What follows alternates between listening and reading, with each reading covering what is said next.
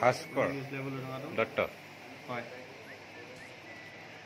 আপোনালোকৰ চিৰিয়েল কিমান তাৰিখৰ পৰা টেলিকাষ্ট হ'ব? 31 আগষ্টৰ পৰা নিশা 8 বজাত আৰু 11 বজাত। আপোনাৰ চৰিত্ৰটোৰ বিষয়ে দুআষাৰ কওকচোন। চৰিত্ৰটো হৈছে মানে আমাৰ কি বুলি ক'ম এতিয়া, কেৰেক্টাৰটোৰ নাম হৈছে সৰু। প্ৰথম অৱস্থাত আপোনাৰ কেৰেক্টাৰটো মানে পজিটিভ থাকে, লাহে লাহে আমি নিগেটিভ হওঁ। মোৰ লগত আৰু দুজনমান বন্ধু আছে, আমি বন্ধু কেইজনে মিলি গোটেই চৰিত্ৰটো মানে হেৰিয়ত কৰি থাকোঁ আৰু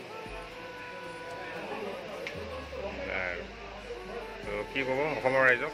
অসমৰ ৰাইজক আমাৰ চিৰিয়েলখন আঁকোৱালি লওক, ভাল পাব চিৰিয়েলখন চাই। এখন সুন্দৰ চিৰিয়েল, সকলো পাব তাত, গতিকে আঁকোৱালি লওক। সেয়াই মই অসমৰ ৰাইজৰ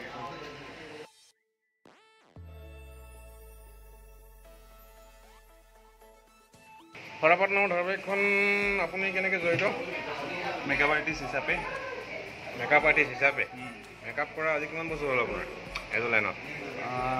এনেটো লাইনত আহিছোঁ 2016 চনত। 2016 চনৰ পৰা এইবছৰ মানে কি ডাঙৰ ভাল মেকআপ আৰ্টিষ্ট বিশ্বদা, টিকটৰ দা, তাৰপিছত এনেকৈ আছে আৰু বহুত কেইজন, তেওঁলোকৰ লগত কাম শিকিব। তাৰপিছত লাষ্ট মই মাজনীবাক লগ পালোঁ। মাজনীবাক লগ পোৱাৰ পিছত আগতেও কৰিছোঁ চিৰিয়েল, অৰ্ধাংগিনী প্ৰথম কৰিছিলোঁ, তাৰপিছত ৰদালি কৰিলোঁ চিৰিয়েল হিচাপে নিজে অকলে। তাৰপিছত আহিল এইখন সৰাপাত 3 নম্বৰ চিৰিয়েল।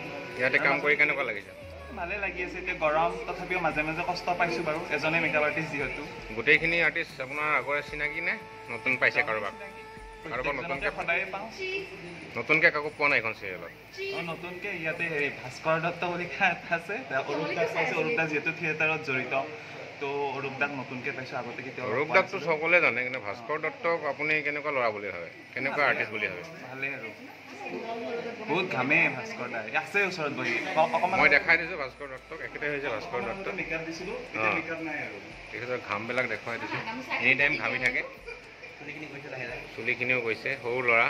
যিয়ে নহওক বাৰু, উজ্জ্বল ভৱিষ্যত কামনা কৰিলোঁ, তোমাৰো কৰিলোঁ। ভাস্কৰ দত্তৰ বিষয়ে আমাৰ বিশেষকৈ ক'ব আমাৰ অংগস্মিতাই এতিয়া এটা হাঁহি মাৰিছে, দুয়োজনী একেলগে আছে চেনেলত। এতিয়া মই এটা কথাই সোধোঁ যে অংগস্মিতা, তোমালোকৰ চিৰিয়েল অতি সোনকালে মানে নহয়, ডেট টাইম আহি গ'ল 31 আগষ্ট। কেইটা বজাত? 8টা আৰু কেইটা? সন্ধিয়া 8টা বজাত আৰু নিশা 11টা বজাত। আপোনাৰ সৰাপাতৰ চৰিত্ৰৰ বিষয়ে থুলমূলকৈ অকণমান ক'ব পাৰি নেকি, যদি মানে চৰিত্ৰটি ৰূপায়ণ কৰিছোঁ ইয়াতে। মোৰ অৰুদাৰ ভণ্টিৰ চৰিত্ৰ হয়। চৰিত্ৰটি অলপ বেলেগ হয়, মানে মোৰ কাৰণে নতুন হয়, চেলেঞ্জিং হয়। গতিকে আমাৰ এছিষ্টেণ্ট ডিৰেক্টৰ দুয়োগৰাকী, আমাৰ ডিৰেক্টৰ সকলোৱে সহায় কৰিছে চৰিত্ৰটি যাতে ভালকৈ ৰূপায়ণ কৰিব পাৰোঁ। আৰু এইটো আপুনি যিটো কথা সুধিলে ভাস্কৰ দাৰ বিষয়ে, ভাস্কৰ ভাস্কৰে ইয়াৰ বিষয়ে যিটো সুধিলে, সি আচলতে এটা মস্ত মিছলীয়া। সি মোক ৰঙা চাউল দিম পায়স খুৱাম বুলি কৈ আজি এসপ্তাহ ধৰি ঠগি আছে। না মোক ৰঙা চাউল দিছে, না মোক ফোন কৰিছে, মোক ফোন ৰিচিভ নকৰে। তেনেকুৱা আচলতে ভাস্কৰৰ চৰিত্ৰবিলাক আপোনালোকে লাহে লাহে গম পাব, এজন আৰ্টিষ্টে কৈ আছে তেখেতৰ বিষয়ে। আৰু আটাইতকৈ ডাঙৰ কথা, আমাৰ চুনিবাই বহুত কষ্ট কৰে, আমাৰ কিৰণে বহুত কষ্ট কৰে। আৰু তেওঁলোকে কেতিয়াবা মানে বিশেষকৈ মই বহুত মানে টৰ্চাৰ কৰোঁ, মই নিজে ফিল কৰোঁ, বহুতখিনি মিলাই।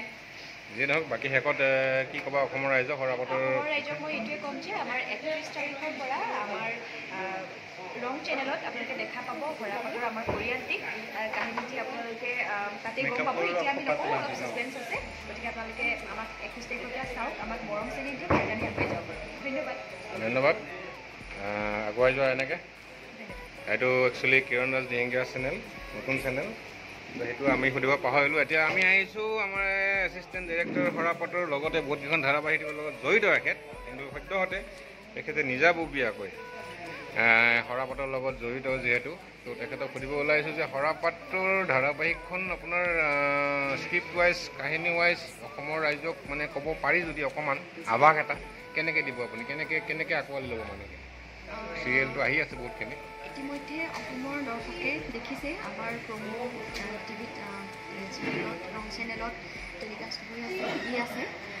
আপোনালোকে হয়তো চাগে অকণমান অনুমান কৰিব পাৰিছে কেনেকুৱা হ'ব, তথাপি মানে এইটো এটা ছাৰপ্ৰাইজ হয়, এতিয়াই কাহিনীটো কৈ নিদিওঁ।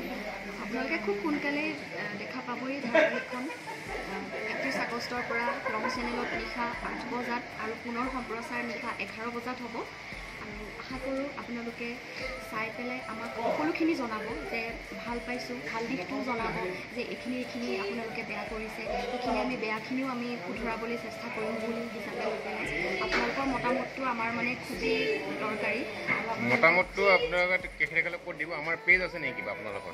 হয়, আমাৰ ফেচবুকতে সৰাপাত বুলি এটা গ্ৰুপ আছে, তাতো জনাব পাৰে। আৰু নহ'লে আপোনালোকে চেনেলৰ পৰা ৰং চেনেলৰ পৰা ইউটিউবত প্ৰত্যেকটো এপিছ'ড আপলোড কৰা হয়, তাতো আপোনালোকে জনাব পাৰে। তাতো আমি চেক কৰিমেই, তাতো আমি তেতিয়া আপোনালোকৰ ভালখিনি বেয়াখিনি আমি গোটেইখিনিয়ে আমি তেতিয়া ল'বলৈ চেষ্টা কৰিম